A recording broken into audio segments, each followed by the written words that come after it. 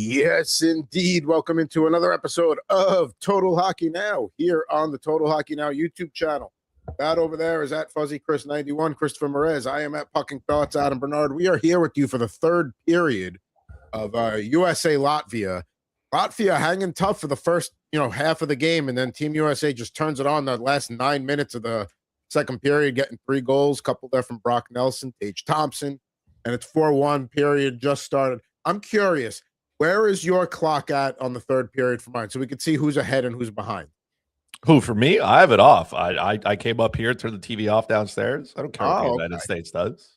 Oh, okay. So you I watched the first 2 periods, right? Listen, call me crazy, but a Latvian goalie coming up big early, I was like, oh man, where have I seen this before? And then the United States, in good American style, started to take over. Then he started to see the depth pick up. I mean, he could have gone Merzlikins or Shilovs, and it doesn't really. I guess when you're playing a team as stacked as Team USA, it doesn't really matter. But hey, they hung for the first period and a half there. They, maybe that was a little more of USA taking their time to get, acclimated, going, whatever you want to say. But right now, about 18:44 to go in the third. USA out shooting them 32-11. So that's also not great. We got some people checking in. Ant Rivera's here. He can't join us live, but he'll join us in the chat. Always nice to have him. 2 assists for Jack Hughes. Maybe he can bring that back to the Devils after the break. Do you really want him to? Do you really, at this point, like, if Devils are committed to selling whatever they could sell at the deadline, trading Dougie Hamilton, don't you want to lose? I don't know. Maybe the Devils think they can still get in the playoffs. I have no idea. Also, our buddy Marek checking in there. Missed you as well. Good to have you back in the mix. But we're officially back in our normal time slot now on Thursdays. There's a little bit of a, with the Olympics and stuff, and then me being at the Super Bowl, and we'll also be with you after the gold medal game to react as well. That's Sunday morning. I'll get up bright and early for that one. But while there's not really too much going on in this game right now, I set the over at 8.5 for Chris to gloat about Canada. I don't see any reason to wait for that here. Czechia put up a good fight today. They did, but Team Canada kind of had control early. Macklin Celebrini gets that first goal, and then slowly, and then towards the end, they pulled it. Listen, and give Czechia credit. They held in. They played a very good game. They're not a bad country either. They employ David Pastrnak and a lot of Eric Serdek on the blue line. Very, very good. Lucas Dostal was good. Kind of reminded me of those earlier days with the Ducks, who were just getting bombarded. But you could see that Canada's depth and overall skill was going to take over. It took a minute, but once you started to wear them down, once I saw Nate McKinnon and Connor McDavid start throwing these big hits, I'm like, yeah, we're not going to make it here. There's no way Czechia is going to survive the onslaught that is coming. And there's just no weak spot if you're the opponent, right? John Cooper has decided, at least to start the tournament, he's going to have McDavid, Crosby, and McKinnon on 3 different lines. They are all centers naturally. They are all playing the center position. And that's just that's a ton of depth, right? You're like the third pairing defenseman. You step on the ice, you're like, oh, Nate McKinnon is here. That should be fun. Or, oh, Sidney Crosby is here. Okay. It was just, you could see it coming. This was a good win. Massive, massive game as well for Jordan Binnington. I think there were a lot of question marks about whether he could come in, hold it down. He didn't get a ton of work, but he did what he needed to do, right? He comes out, he plays a good game. I don't know what it is with Jordan Binnington, but the minute he puts stage, man, the minute he puts on a Team Canada sweater, he becomes prime Carey Price, and all of a sudden, that's it. It's not going past him. Once he decides, it's not happening. Maybe that's a sign as well that, all the St. Louis Blues need is just a stacked team offensively and defensively, and they'll be fine. But fantastic game from Canada. Up and down the lineup, it was really good. Josh Morrissey did not finish that game. Update will come at some point. Travis Samheim will be the next guy up. But even Drew Doughty, he played really well. Thomas Harley, that third pairing wasn't out of sorts, right? Shea Theodore was the 7th defenseman. Weren't sure how much he was going to play. It seemed like John Cooper wanted to get everybody in because Sam Bennett was the 13th forward if you want, and he played I think he played 10 minutes. So it was good to get everybody going in there. It was good to get everybody working. Just a fantastic game from Canada overall. Make it 5-1 Team USA on the power play there early in the third period, and Artur Shilov's in net for them. So giving Merzlikins the rest of the night off there. Whatever chance Latvia may have had of maybe getting back in the game, probably gone now there. So it's going to be a 5-1 Team USA lead there in the third period. So now I think it's just a matter of the clock. And yeah, I mean, USA saw what Canada did today against a very good team. I think, one of the things I had mentioned when I did my spot on cashing out on VSiN the other night is that overs are very much in play because of the goal differential being a tiebreaker and goals scored being fourth. And let's face it, there's only 4 positions in there. So that, however they finish tiebreak, that is only going to apply in so many instances. As the first one out, also there's head-to-head, but again, not everybody's playing. So it becomes very important. So yeah, I don't think Team USA is going to run up the score like this is a college football game on a Saturday afternoon in a rival stadium, but they're not going to let up. They're going to keep pushing. Germany's up 3-1 on Denmark in the third period there. That's another one where maybe you'll see a couple more goals there. Leon Draisaitl has one of the goals. Tim Stützle has the other 2 goals there. So, the cast of characters you'd expect for Germany to be scoring are doing their thing there. So we'll see here as about 16:40 to go here in the third period. USA on a rush. Looks like we've got the fourth line out again there, who's had a big day there. Brock Nelson, a couple of goals there, had one called back actually. So there, he's got 2 there. And I got to say, the teams for today that have supposed to have impressed have impressed.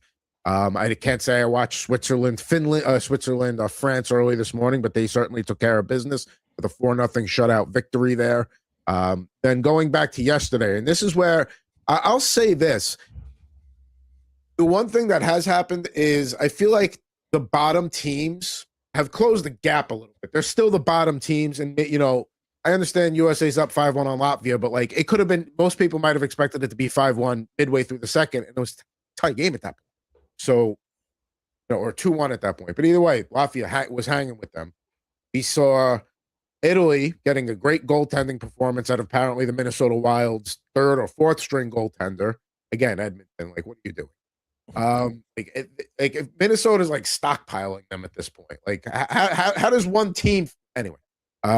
So you saw that, and then the game, Sweden kind of took over, but we underestimated Slovakia. A lot of people did. We only saw a handful of NHLers, a couple more of former NHLers, we'll say, and Finland. I'm still trying to decide if I'm more worried about Finland losing that game or if Slovakia is better than we thought. I think there's a good mix to both here. One, for the Slovaks, like they don't have a ton of NHL, I would say, skill. But when Juraj Slafkovsky puts on the jersey for his squad, like some people forget, but he is a gold medalist. He already has a gold medal around his neck. The Slovaks are the defending Olympic champions because there were no NHL players last time. Right. And do what you want with that information, but he has now scored 9 goals in 8 career games for his country at the Olympics. And like some people are like, oh, where is this breakout in the NHL? And I'm like, buddy, tell me you haven't watched hockey without telling me you haven't watched hockey. Like, and Slovakia played a very Slovakia game, right? They took advantage of the brutal errors that Finland made. They buried them, and then it was hoping their goaltender could stand on his head a little bit and, ride that off into victory. I am very concerned about the Finns. That was not a very good showing. They have much more skill on the ice there than the Slovaks do at every position. And it's like you kept waiting for them to get back in the game. Like, all right, they're going to come soon. They're going to come soon. And they didn't. They didn't look good right from the start. Mikko Rantanen played the 8th most minutes on his team. And I'm like, I don't know who the 7 players that are better than him are, but like if Mikko Rantanen's not out there playing close to 20 minutes a night, I don't know what we're doing here. There was some talk that we thought that maybe Finland could be like the best out of like to not win their division kind of thing, get that 4 spot. That's not happening. because I don't see them beating the Swedes. Like the Swedes did play well. Philip Gustafsson is probably not going to see the net again. There's one Minnesota prospect that's not working out there. He's dropping his stick. Like, shout out to Sammy Salo somewhere who's like, oh, been there, done that kind of thing, right?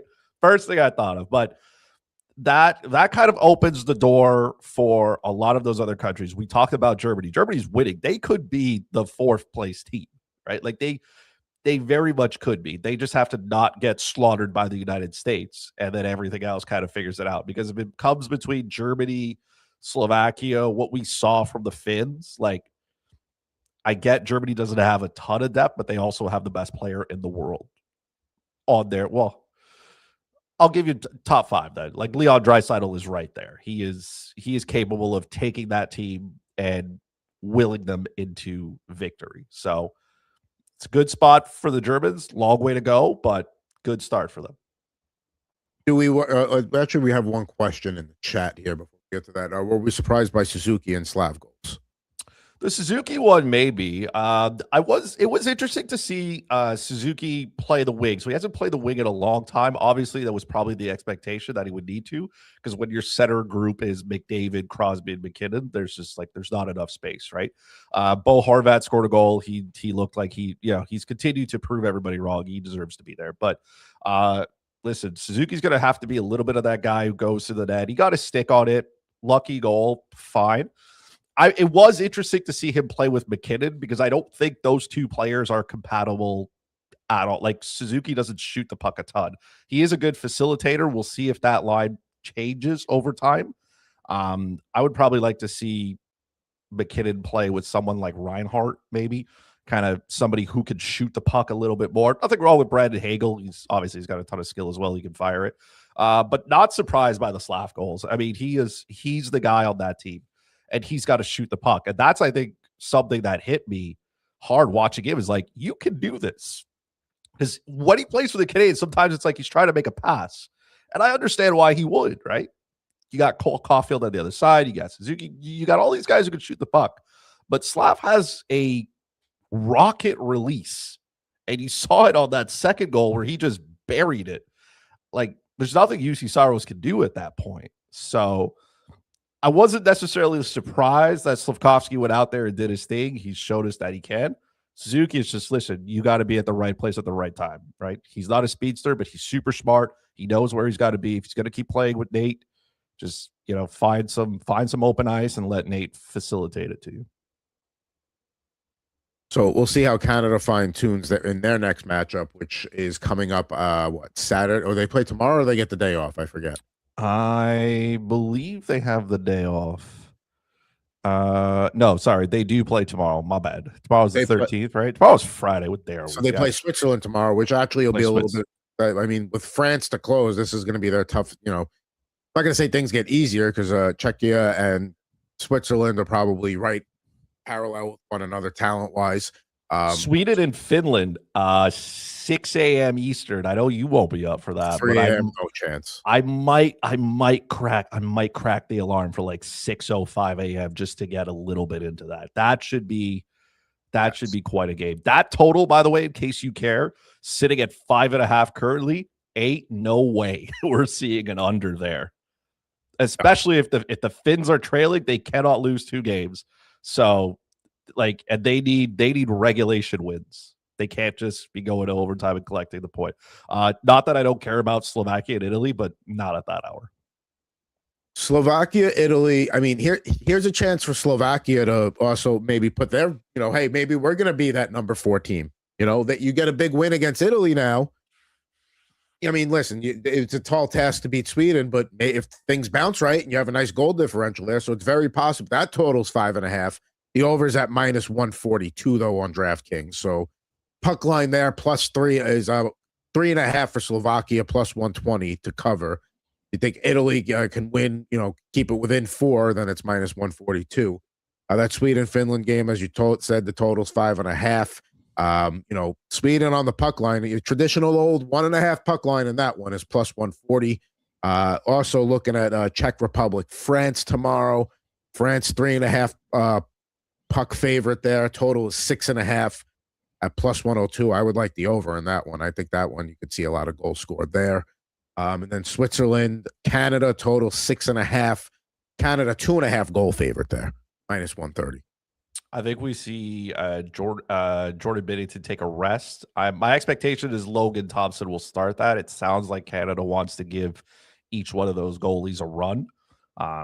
We'll see as well the status of, like I said, Josh Morrissey and what they want to do. It was interesting to see kind of the ice time. Everybody played within like the forward group, the top six was within like the 18. David had like 17, which has got to be. He must feel like he still has to play. What a slow night for him. Like he's used to jumping over the boards every second shift, and then John's like, "Hold on, wait a minute, it's Mr. Crosby's turn." He's like, "Oh, okay, sure." Yeah, that makes sense. But listen, he had 3 assists. He was coming out. He had 6 shots on net. I went with the Nate McKinnon over 2.5 shots because I was like, that should crush. We barely got there. Once I saw Nate starting to McDavid starting to shoot, I was like, oh buddy, we may not get there because he was just coming in. He was firing everything. He looks like a guy who's ready to take over. Like he's there on a mission. There is no more fun. Like we saw them hanging out, watching speed skating. Like that's done. Mr. Serious now. They're locked in. And that's the thing with Canada. Like you almost like I like that you get your toughest opponents out of the way because you win those 2 games. France is not beating Canada. Like there's no Jamaican bobsled story here. There's no 1980 Miracle on Ice story. Like Canada will beat France, but that is a game where maybe got a couple of guys that use maybe an extra night off. You dress a couple of different guys, see what goalie you want to maybe start there. That's an opportunity to try things like, hey, you know what? We're going to put the lines in a blender tonight. Like that's where you might see Canada get creative heading into medal round there, especially because they're more than likely to have one of those buys into the quarterfinal round. And all those players play like 22 minutes a night for their clubs. So it's like, it's probably different from them. Everybody's going to buy in and you can maybe give those low, those third, it's crazy calling them third or fourth line guys because they're not, but those third and fourth lines and say, hey, maybe we balance out the ice time a little bit. We want to make sure that, you guys build the, that chemistry with the guys that you're playing with. Like it's easy for Marner and Stone to play together. That was a crazy sauce pass for Mitch Marner, but like there's still chemistry that has to be built elsewhere amongst those other guys who haven't played together at international tournaments, and you can give them that opportunity against the French and make sure there's no bumps and bruises that are lingering too long. You know what I think, right? And it's got to be a tough transition for guys that are used to playing 22, 24 minutes a night to go down to that. But I think one thing that makes it easier is you're not watching third and fourth liners like, coach, get me out there. It's like, oh, I'm watching Nate McKinnon. Like, it's not to say they enjoy the break, but like they're enjoying what they're watching. They know they're watching high, you know what I mean? So that makes it a little bit easier to maybe play 5-6 minutes less a night when you're getting to watch some of the most elite talent on the planet. And it's still quality minutes. Like, let's not get it twisted. They're not going out there trying to defend the lead. Like, that's not what John Cooper's out there running. They're like, hey, possess the puck, get it deep, throw some weight around. If I'm a guy sitting on the bench and not even 5 minutes in, McDavid's throwing a check, I'm like, I'm in. All right, let's do this. You know what I mean? It's easy to get it rolled out. It's quality minutes at that point for those players. We saw Canada's power play just like chipping it around. Like it's unfair to have McJesus, McDavid, McKinnon, and Crosby on the ice at the same time. And then they throw Cale Makar in there. They're like, hey, why not? Poor Sam Reinhart is the guy with the least amount of skill on that ice. Like, think about that. Homie scored 50, and they're like, yeah, buddy, you're not even in the same tier here. My bad. Well, it's still 5-1 USA over Latvia. We're just through the halfway point in the third period there. Also, still 3-1 Germany there, just past the halfway point in the third period. Something tells me Germany is just going to try and get it home, maybe get an empty net goal at some point. But Team USA also, not to say they've taken their foot off the gas, but they seem content with a 5-1 lead here. Kind of just want to get to the end. They will have the day off tomorrow. We already went through the Friday schedule quick. We'll go back through that again once we have a final wrap up here. But let's take a look at the Saturday schedule, which wraps up play there. We got Slovakia, Sweden, We'll have Germany, Latvia. We'll have Denmark, United States, Finland, Italy. Sweden, Slovakia could be a very, very good matchup. Germany, Latvia, based on what Latvia did today, Germany should have no problems there. Same thing with the United States and Denmark. And Finland, Italy. And Finland, if you got to get right spot, you have a chance to build momentum, even if you have to play in that 5-12 qualifying round. You have a chance to at least build some momentum when you have to go play one of the top 4 the following round. That's it right there. And if you struggle with Italy, maybe just give them the spot. Like, you know what? Host country, you go. Yeah, you got to come out there and set the you got to come out and set the tone, right? Throwing out a good Shoresy, line right there. You got to come out, you got to set the tone. Everybody's got to buy in, especially if you have a tough matchup. Let's say it doesn't go well against Sweden, you lose. You're 0-2, and you shouldn't be. You should not be 0-2, not in that division. So you got to come out and say, okay, let's thump them, right? Go out there, swat the Italians, make them irrelevant on the ice. You have to do it. And then let that build up and say, okay, look, it didn't go well, right? Short-term memory, say, hey, let's build off the momentum that we have here, right? Finland kind of has the opposite here, right? They're starting, I guess, with the toughest matchups, right? Again, they probably should have had a better result against Slovakia, but that's not how that went. So they got to find some confidence here. I expect their game to be a lot better against Sweden right out of the gate. And I don't look to the Italians to really keep up. They needed a miracle performance to keep up with the Swedes. And to be honest, Sweden gave them that chance. They should not have been there. It should have, they were firing everything on net. A goalie at the Olympics standing on his head. Where have we seen that before? So you want them, again, if I'm Sweden, I want to come out. I want to do the same thing, fire the puck on goal. And if I'm the Finns, I'm trying to do something. Big spot, though, for Slovakia. Right? Because if they can collect those 2 wins, then they go up against Sweden. Then they can, I'm not saying beat them, but maybe keep it close, maybe steal that extra point, try to see if you can move up in that division, get one of the 4 bye spots, but make sure that, if you're finishing second or third, obviously, you get a better matchup, maybe against one of those Denmark, Latvia teams. Make your path to the final as easy as possible. Don't make it difficult. And then on Sunday, which will wrap up the round robin play, Canada, France, we already discussed. Czechia, Switzerland could be a big one there for positioning. Those could be teams that are identical 1-1 records, looking at trying to take that second spot in that group. And then you got Denmark, Latvia, which is probably going to be a battle of positioning amongst the bottom 4 teams, but you never know. But again, I'd rather be in 9th place than be in 11th place. So that'll have some meaning. And then finally, Germany, United States, which, Germany could be 2-0 going into that game. United States should be 2-0 going into that game. We'll see what kind of fight Germany puts up and what Philip Grubauer can do. But at least, you're going to get a quality matchup there to close out the round robin play. That should be a good matchup. The United States should be able to take care of business, right? The Germans are very thin, right? After Leon Draisaitl, Timmy Stutz, Moritz Seider is good on the back end, but again, he can't be on the ice for 40 minutes. So at some point, you're going to get the opportunities that you need.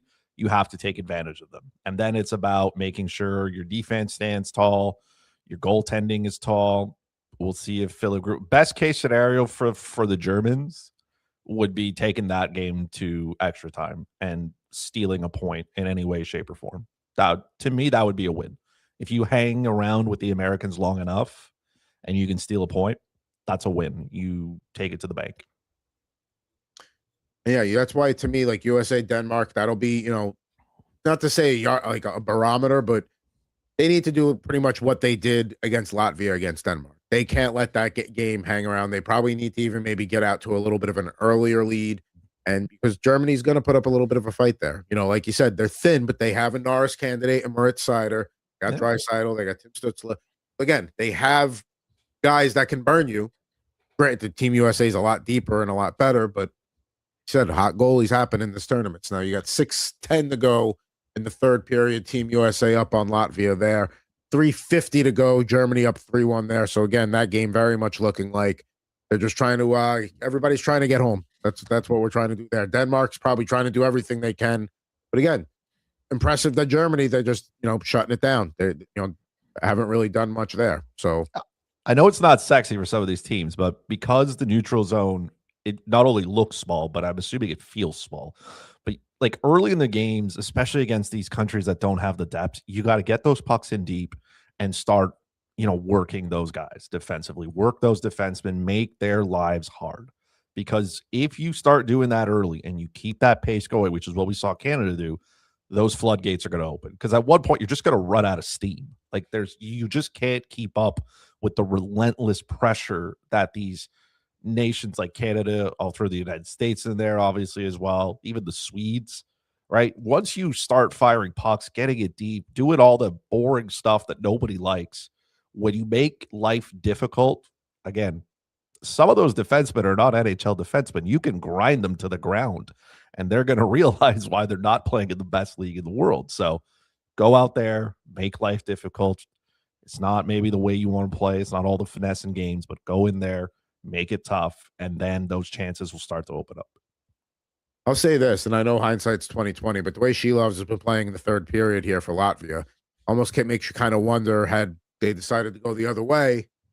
And, not to, we do this for fun once a week here. Chris does it twice a week over at the Slapshot podcast. But Shelovs has been playing pretty. Him and Skinner have been having a good time alternating here. We've noticed that, as you follow the Penguins in their run. I don't know why you would, trot out Mercymerry, who maybe hasn't had the best of seasons, versus a guy that's been playing well lately against the toughest opponent you're going to see, where maybe you could steal a point. Probably not, but he's looked much better in the third period here as we wind things down.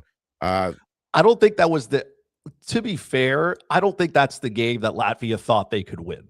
So trotting out Mercymerry and saying, hey, listen, go be a good soldier. You know what I mean? I was kind of surprised that you said that they pulled him. I would have been like, hey, finish this. You know what I mean? This one's yours. Go out and get it. I think Shelov starts the other games, the ones that maybe they say, hey, we have a remote chance maybe to at least keep it close. That's where you start Shelovs. But again, now that you've played him, maybe all of that goes up in the air and you say, okay, well, we'll pick one of the two. But I'm of agreements with you. Shelov should get the more meaningful games, if you want to say it like that, for Latvia. And Mercymerry is, listen, good soldier, man. Go out there and, stop as many pucks as you can. Yeah, they were just flashing up the quarterfinal matchups there on the women's side here. I mean, it's probably going to be Team USA Canada. We won't talk about how the game went yesterday. Listen, the best player, one of the best female hockey players to ever play is not in the lineup. And you can tell that the Americans are a very fast team, especially on the women's side. They moved the puck up the ice. They were relentless. Canada got into their own feet a little bit here. They took penalties. These women are very convinced that they want to throw these massive hits. And in double IHF hockey, they just it's not like for the NHL where the double IHF tweeted out that it's like, hey, there's going to be some adjustments to the rules. It's going to look more like NHL style, which we have seen at times. That's not true in the women's game. It is still double IHF rules. You cannot lay the body, open ice, anything like that. Canada got themselves in trouble right out of the gate. If you give a very good team chances to score goals, they will. The Americans came out flying. They let in shots. It wasn't even close. So, listen, to acknowledge my buddy Creeping Death here in the chat, I'm very well aware that Team USA on the men's side, when it matters, is not going to beat Team Canada. If this was a situation where they were playing each other in round robin, USA would absolutely beat Canada in round robin. And then they would meet again in the gold medal game in Canada, because that's how it goes. But on the women's side, Canada's 5-2 in gold medal games against Team USA. I think that's going to, on the women's side, that's going to go to 5-3 this year. I think that's what's happening.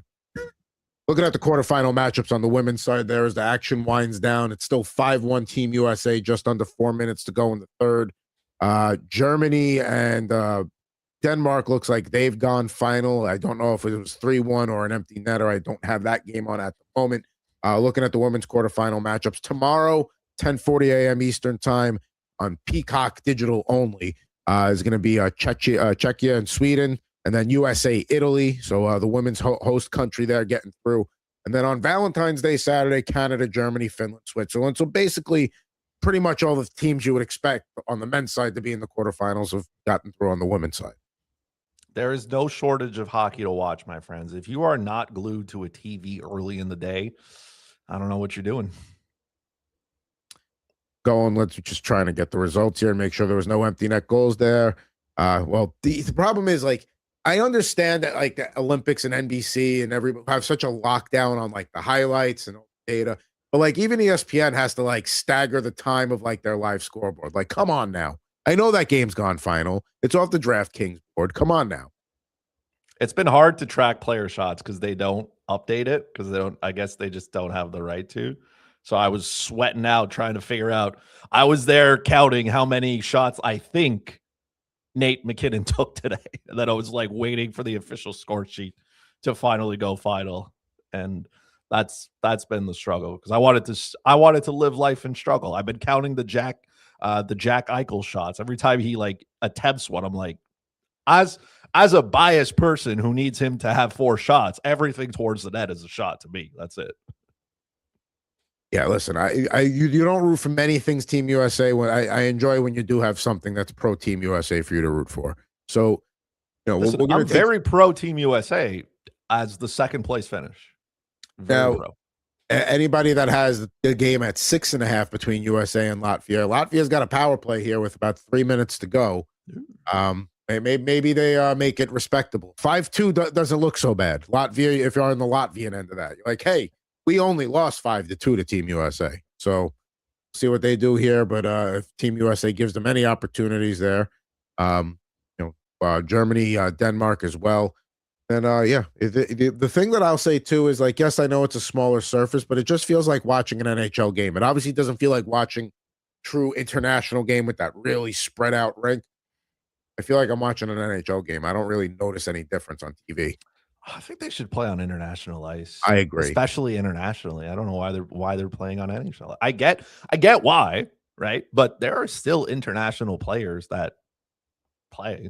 So now those players are being forced to play on small ice that is actually even smaller than NHL ice. So I'm curious if that was part of the deal to like get the NHL players to go over there. Is like, no, it has to be similar to an NHL playing more size. Space means more speed for McKinnon and I agree. McDavid to just wheel in there. That's what I want to see. We didn't see any dirty hits because you can't catch any of those guys. You can't catch any of those guys. Although I did see Matthew Tkachuk at one point kind of flop over to get one of those power plays. So I was like, well, you can take Matthew Tkachuk, you can put him in on any continent you want, any country, and he's still doing some of the stuff that he's doing. He's still being Matthew Tkachuk, no matter where he is internationally. 45 seconds ago on the power play here for Latvia. USA just basically, when Latvia gets to the blue line, USA is like, nope, back down the rink you go. Like, very solid penalty kill here. Just a little bit of lack of offense as well for Latvia, I would say. Sure, but it's like an immediate swat out. Like, it's just like, nope, you're not setting up here. Bye. But this is what USA should be doing against a team like Latvia. Canada, very impressive against Czechia earlier today. We'll see if Finland bounces back tomorrow after what happened to Slovakia yesterday. No shortage of storylines here with the Olympics as we are about halfway through. We're a little shy of halfway through play after this game. Being on the West Coast, I do wish there was hockey on past 3:00 in the afternoon. I'm lucky enough to work from home, but yeah. Start your day earlier. I'll text you tomorrow morning at 6 a.m. Eastern. I'll just be like, I got a 10:30 game tonight at my rink. No, you will not text me at that time in the morning. All right. So I won't sit you with the you up text at that hour then. You will not do that. You will not be up is what I'm saying. I won't. It's not happening. I'll be up in time to get my daughter to school and pack for a trip, but that's about it. Minute 20 to go. No goal on the power play there for Latvia. So USA, no problem swatting that one. 37-17, the shots for Team USA as we're just over a minute to go here. I don't think Latvia pulls the goalie, so this probably is how it ends. I mean, USA is probably trying to get one more here. No, they're dumping it in. They're being respectful. They're not pushing. They're not too worried about the goal differential. They'll take a +4 today. Although Latvia is letting them hang around the zone, they may get one without even trying. Well, I I'm still officially think teams should go out there and just absolutely smash people. You need the differential. Well, I know I'm 50 seconds of game time behind Elliot Freeman because he just said the final result is 5-1 USA. So I won't. So there we go. So the things wrap up 5-1 for Team USA. At the final, they get their expected win. Latvia loses, and day 2 of men's tournament hockey, Olympic hockey, in the books. I mean, Latvia gave a valiant effort. Can't really fault them for anything. Maybe, like I said, maybe if you want to give Shilovs the start, or if you're trying to get everybody a start and you know you're going to lose, you're like, all right, Elvis, you can have this one. Archer's the rest of the way. What a fantastic day for hockey. I started watching hockey this morning, was like 8 o'clock. Now it's like, almost 6, all day of just greatness. Like there's nothing better than that. I even slipped in some short track speed skating today. Some 500-meter, 1,000-meter. I had that on earlier. I had a little bit of the, women's half pipe going as well. Just no shortage of things to do. What a great time. Here for a good time, not a long time. So again, if you're not watching it, I just don't know what you're doing. All right, let's run through the so now we've got both games are final here. USA wins 5-1 over Latvia. Germany's a 3-1 final over Denmark there. So Denmark at least kept it close that period. Germany doesn't add to their lead, but we got both games are wrapped up there. Let's take a look at the Friday board here one more time before we wrap things up. We'll join you next Thursday when we will preview the semifinal matchups, the final 4 of the Olympics there. We'll see how that goes. But Slovakia, Italy, Slovakia 3.5 puck goal favorite plus 120, totals 5.5. Any leans or plays there? I would take the over. I mean, it's minus 142, so it's as juiced as it's going to go before it probably goes up to 6.5. But it's sitting at 5.5. You said on DraftKings, it's still 5.5 minus 142. I would still take it. I think I think Slovakia can score, and asking Italy to get a couple, please. Yeah, whatever please is in Italy is whatever please in Italian is, just do that. Just they got 2 against Sweden, so why not? Now the other game that I will not be watching because it'll be dropping the puck at 3:10 local for me. I wish it was. I don't know why they put that. They could have put Czech Republic, France there instead, and Sweden, Finland at least to that 7:40 a.m. Pacific slot. 3:10 a.m. Pacific, 6:10 a.m. Eastern. Sweden, Finland, total 5.5. Sweden puck on the puck line, puck and a half favorite is plus 140. I would take the total over here as well, 5.5 plus 105. I know that maybe you get a defensive matchup there, but I doubt it. Not the way Finland looked the last game. No, you won't. You're gonna get 2 countries that hate each other. Somebody's gonna take a bad penalty they shouldn't be taking. Maybe UC Saros doesn't play this game. Maybe they let Kevin Lankinen get a start, which would be a downgrade, but I'll let it happening. Jesper Volsted, or however, I've been listening to these like TikToks of like, there's this one girl like pronouncing the names for all the Swedish players, and I can't believe how wrong we've been saying it forever. I can't repeat it, but I was trying to. Also, maybe Philip Forsberg plays a little bit more. I mean, yeah, Homie had one shift. He had one shift, and like I was like, did he do something? Was he out too late partying in the Athletes Village? What is one shift? Oliver Ekman-Larsson not playing a minute. You're like, okay, well, fine. He's not better than the rest of the defensemen there, but one shift for Philip Forsberg. I'm like, okay, I guess that's a choice. But I would take the over there. That would be a good bet. Here's another reason to take the over, because if anything Jacob Markstrom has been indicative of how the game's going to go, and they probably will start him because they're not going to go to Gustafsson again. So, like you said, maybe it's Wallstead. You don't think they play Wallstead? I mean, yeah, I would. I'd play Wallstead, but you never know with international stuff because I'm not to say I would have gone to Wallstead out of the gate, but Gustafsson did himself no favors. So 5.5 over there. Both Chris and I are on that one. Then we slip to 10:40 a.m. Eastern, 7:40 Pacific. Czech Republic, France. Total 6.5 there. Czech Republic or Czechia 3.5 puck favorites there. 3.5 goal favorite. I would almost consider that puck line, as crazy as that is. I mean, I know they got shut out by Canada today, but it is going to be basically from playing the best team in the tournament to the worst team in the tournament. And you're a pretty decent team yourself. I mean, they played well against Canada. They didn't, they just were outclassed. I think they could cover that. You could probably go with the over there too, but I'm done many times. I would take -3.5 on a puck line. This is a spot I might do it.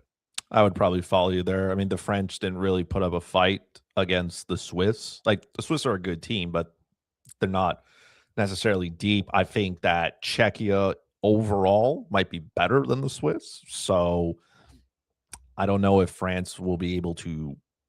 Maybe they score a goal, but I don't think they score enough to make it close. And I do think as that game goes on, Czechia will start to take over. Agreed. And then finally, the nightcap, which is a 3:10 Eastern puck drop, 12:10 Pacific. Canada hosting Switzerland. They're a 2.5 goal favorite, -130. Total 6.5 there. Like, there's a part of me that's like, maybe that could go under. And I mean, it's -142 at DraftKings, so I guess a lot of people are leaning that way, but I don't know, man. Canada seemed to have no problem putting 5 up on a good hockey team today. I think they could maybe get 6 themselves, and then asking Switzerland to get 1 is not crazy. So I'd probably lean over again there as well.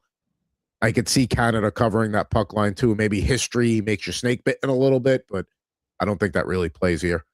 What's the puck line sitting on there? 2.5? 2.5 -130 for the Canada, +110 for Switzerland.